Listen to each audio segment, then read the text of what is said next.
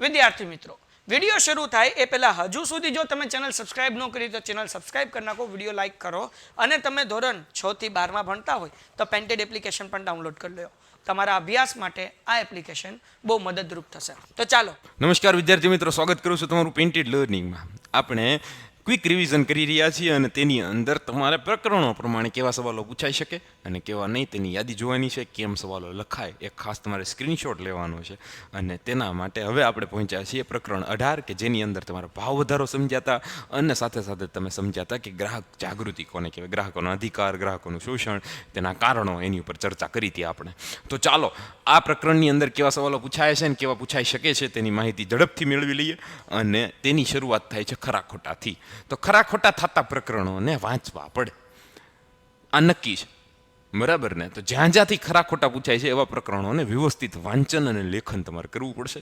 બાકીના સવાલોની અંદર તમે હેતુલક્ષી પ્રશ્નો કાઢી શકો, બરાબર. બાકી જે ખરા ખોટાવાળા પ્રશ્નો છે એના સવાલો પણ થતા જાય અને ખરા ખોટા તો એની હારવાર થતા જાય, બરાબર. બ્રેક લાગતું હોવું જોઈએ. 15મી માર્ચ મને તો અહીંયા જ બ્રેક લાગી જાય, બરાબર ને? તો અહીંયા જે સવાલ છે તે સાચો છે ખોટો એ તમારે મને કહેવું પડે કે ભાઈ 15મી માર્ચ ગ્રાહક અધિકાર દિવસ તરીકે ઉજવવામાં આવે છે. તો જો અહીંયા 15મી માર્ચ હોય અને વિશ્વ ગ્રાહક દિવસ લખ્યું હોય તો એ સાચો જવાબ છે એમ હું અહીંથી આમ કરી નાખું, કારણ કે આપણે તે વાંચ્યું હોય ભાઈ, બરાબર. અને એ વાંચવાનું જે છે તે તમને સાબિત કરી શકે કે તમે કેટલું યાદ છે કેટલું નહીં, અને એ તમારે સાબિત કરવાનું થાય.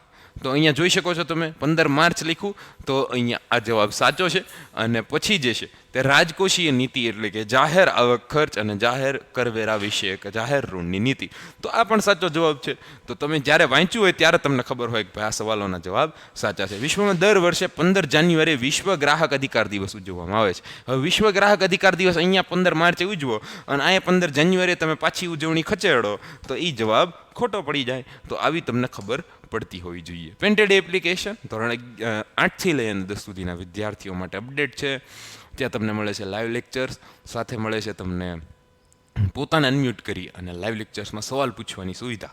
તો આજે જ ડાઉનલોડ કરો પેન્ટેડ એપ્લિકેશન. સાથે સાથે સમત્વ એકેડમી, જો તમે ધોરણ 11-12 સાયન્સમાં અભ્યાસ કરવા માંગો છો અને જો તમારું સપનું ડૉક્ટર બનવાનું અને એન્જિનિયર બનવાનું છે તો તમે આજે જ માહિતી મેળવો કે શું હોય છે સમત્વ એકેડમી. સમત્વ એકેડમીની અંદર તમે કઈ રીતે સાયન્સ કરી શકો, કેમ તમને તૈયારી કરવામાં આવે છે, કેવું રિઝલ્ટ છે એમનું, ક્યાં તમને કઈ ફેસિલિટી મળે છે, સ્કોલરશિપ યોજના કઈ છે, તમામ માહિતીની PDF આપેલી છે. લિંક ઉપર જવાનું છે, ફોર્મ ભરવાનું છે અને સંપૂર્ણ માહિતી પ્રાપ્ત થશે, બરાબર. તો ચાલો આગળ વધીએ છીએ. તો તમે અહીંયા જોઈ શકો છો કે 24 ડિસેમ્બરના રોજ રાષ્ટ્રીય ગ્રાહક અધિકાર દિવસ ઉજવાય છે અને એ એકદમ સાચું વિધાન છે. તો આ વિધાન સાચું થઈ ગયું.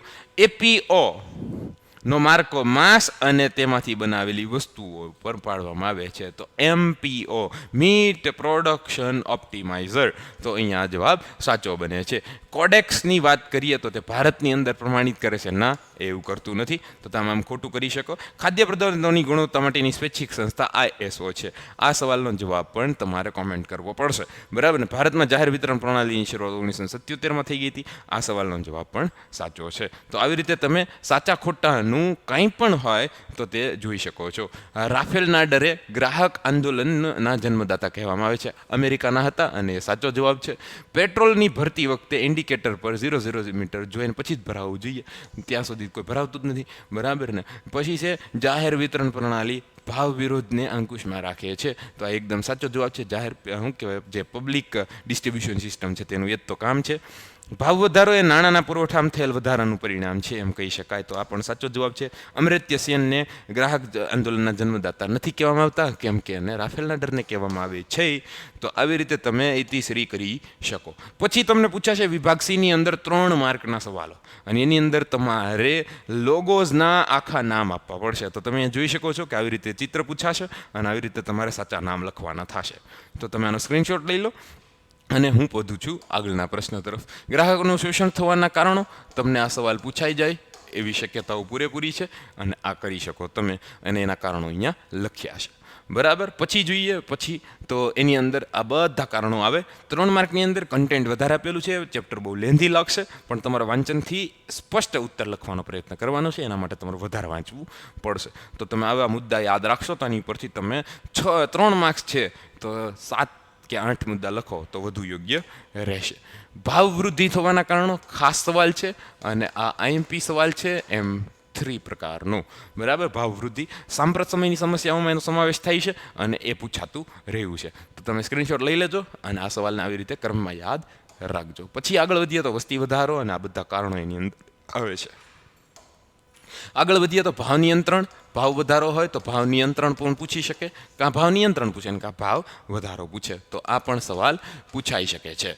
બરાબર ને. પછી જોઈએ ભાવ નિયંત્રણના જાહેરના કેવી ભૂમિકા છે ભાઈ પબ્લિક ડિસ્ટ્રીબ્યુશન સિસ્ટમની. તમને આમાંથી કોઈ એક સવાલ હશે ને હશે એ નક્કી છે. બરાબર ને. તો આ સવાલો તમારે યાદ રાખવાના છે. પેન્ટેડ એપ્લિકેશન મેં માહિતી આપી એ પ્રમાણે તમારે આગળ વધવાનું છે અને તમે ડાઉનલોડ કરી અને ખાસ ઓફરનો લાભ આજે જ મેળવો. પછી જોઈએ તો સમત્વ એકેડમી. સમત્વ એકેડમી 11-12 સાયન્સ માટે PDF ડિસ્ક્રિપ્શનમાં અને ફોર્મ ભરવાનું છે તમારે. આગળ વધીએ છીએ પછીના પ્રશ્ન તરફ. ખાસ મહત્વનો સવાલો ભાઈ, ભાવ વધારો આર્થિક વિકાસમાં પોષણ પણ છે અને અવરોધક પણ છે. ભાવ વધારો થાય જ ભાઈ, સરકારે તે ભાવ વધારાનું ભથ્થું આપે જ તે. બરાબર ને. તો આ ખાસ સવાલ છે, એ યાદ રાખજો. તો હું આને મોસ્ટ આઈએમપી સવાલ ગણું છું અને એ તમારે પાક્કો કરવાનો થશે. આવા વિધાનો સમજાવવા પડે. ભાવ વધારાની મૂડીરોકાણ પર અસર ખાસ થાય છે, યાદ રાખજો. ટૂંકો સવાલ છે અને તમારે વિધાન સમજાવવાનું થશે. જોઈએ આગળનો સવાલ. ગ્રાહકે કઈ કાળજી રાખવી પડે ભાઈ? ગ્રાહક તમને બનાવવાના છે, ભવિષ્યના ગ્રાહક છો તમે. બરાબર, તો ખાસ સવાલ આ પણ પાકો કરજો, એક વખત પૂછાઈ ગયેલો છે. જોઈએ આગળનો સવાલ. આ બધા સવાલોના મુદ્દા છે, 6 મુદ્દા અહીંયા આપેલા છે. પછીનો ગ્રાહક સુરક્ષાની અંદર ગ્રાહક મંડળોની ભૂમિકા. આ સવાલ પણ અગત્યનો કહી શકાય એવો, અને વાંચનમાં તમારે ઓલા સવાલ બધા થઈ જાય પછી આ સવાલ પણ કરી નાખવો. હું આને પણ આઈએમપી કહી દઉં છું, જેનાથી તમને થોડુંક બળ મળે પાક્કું કરવાનું. બરાબર ને. બાકી પેન્ટેડ એપ્લિકેશનની માહિતી આપી દીધી છે અને સમત્વની માહિતી પણ ડિસ્ક્રિપ્શનમાં છે. તો આજે જ પેન્ટેડને ડાઉનલોડ કરો અને સમત્વનું ફોર્મ ભરી દો. બરાબર ને. તો આગળ વધીએ પછીના સવાલો. અને આ ખાસ આવી રીતે તમને શોર્ટ ફોર્મ પૂછી શકે અને તમને એના વિશે પ્રાથમિક માહિતી આપવાનું કહે તો ટૂંકમાં તમારે ત્રણેયની માહિતી આવી રીતે આપી દેવાય. સ્ક્રીનશોટ લઈ જવાનો અને આ સવાલ પણ અગત્યનો છે. જોઈએ આગળના સવાલો. બસ પૂરા થઈ ગયા. બસ, તો આટલા સવાલો હતા અને એની અંદર એક સવાલ આવવાનો છે અને એક સવાલનો આવવાનો છે વિભાગ એમાં. તો આમ 4 માર્ક્સનું પ્રકરણ બને છે. તમારે આની તૈયારી આવી રીતે કરવાની થાય. મળીએ છીએ નવા લેક્ચર. Painted Painless Learning.